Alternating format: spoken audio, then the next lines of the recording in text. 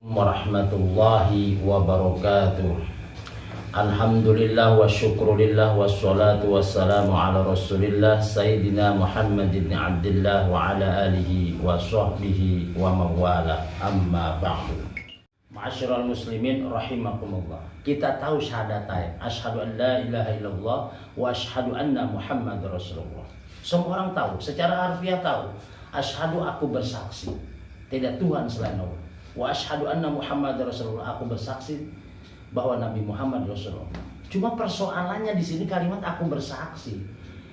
Mungkin di benak orang aku bersaksi adalah aku melihat Tuhan. Padahal di dalam Al-Quran sudah dibahas, sudah dijelaskan, la tudrikul absar wa huwa yudrikul absar wa huwa latiful khabir. Allah tidak bisa dilihat dengan mata. Lalu kenapa kita bilang asyhadu aku bersaksi? Nah, di sini dah bahasa Arab. Kalau kalimatnya asyhadu itu artinya melihat dengan mata hati. Asyhadu aku bersaksi dengan mata hati. Maka asyhadu di sini aku bersaksi dengan logika dan hati, akal dan kolbi. Asyhadu aku bersaksi dengan logika. Nah, disinilah Ahlussunnah wal Jamaah memberikan rumusan dalam mengenal Tuhan, dalam asyhadu kepada Tuhan. Apa? Wujud, qidam, baqa, mukhalafatul lil hawadisi dan seterusnya. Itu adalah rumusan yang dibuat oleh Ahlussunnah wal Jamaah dalam rangka mengenal asyhadu dengan logika. Asyhadu aku bersaksi tidak Tuhan selain Allah. Asyhadu aku bersaksi Allah itu wujud. Allah itu ada, buktinya ada ciptaannya. Tidak mungkin ciptaannya ada tanpa pencipta. Meja ini ada karena ada yang pembuat meja. Tidak mungkin pembuat meja tidak ada karena mejanya ada. Yang kedua, qidam, menyaksikan dengan logika. Namanya pencipta harus terdahulu. Di mana-mana yang bikin meja harus lebih dulu dari meja. Nggak mungkin meja duluan baru tukang meja lahir. Di mana-mana bapak duluan baru anak. Tidak mungkin anak duluan baru bapaknya lahir.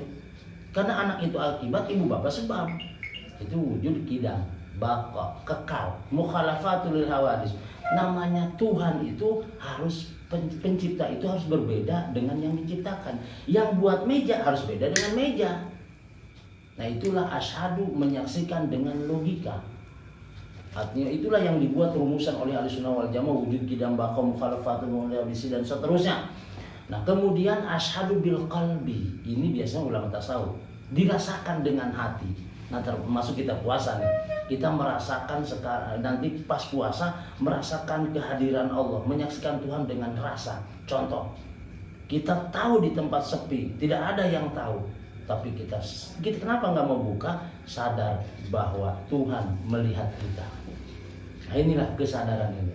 Atau contoh sederhananya, kita semua punya ibu. Kita ada rasa bahwa itu ibu kita. Padahal waktu dilahirkan kita nggak pernah tahu ibu kita. Kita tahu ibu itu katanya, kata dokter, kata orang, kata tetangga, kata yang ngaku ibu kita. Itu semua kan katanya. Tapi ada satu yang tidak bisa dibohongi, yaitu rasa psikologis bahwa itu adalah ibu kita. Jadi asyhadu di sini jangan salah paham melihat Allah, jangan. Asyhadu di sini adalah menyaksikan Tuhan dengan logika dan hati.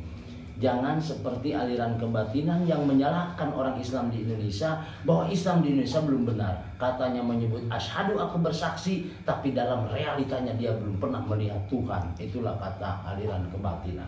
Padahal yang kita maksud asyhadu di sini adalah menyaksikan Tuhan dengan logika dan hati.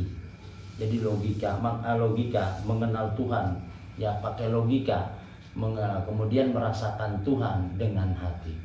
Itulah asyhadu an la ilaha illallah wa asyhadu anna Muhammadar Rasulullah. Nah, ini yang dikhawatirkan salah. Jadi perlu digarisbawahi, Allah itu la tudrikuhul absar wa huwa yudrikul absar wa huwal latiful khabir. Allah tidak bisa dilihat dengan mata kita. Ya, bisa disaksikan dengan logika dan hati kita. Itu saja sekilas kultum pada pertemuan kali ini.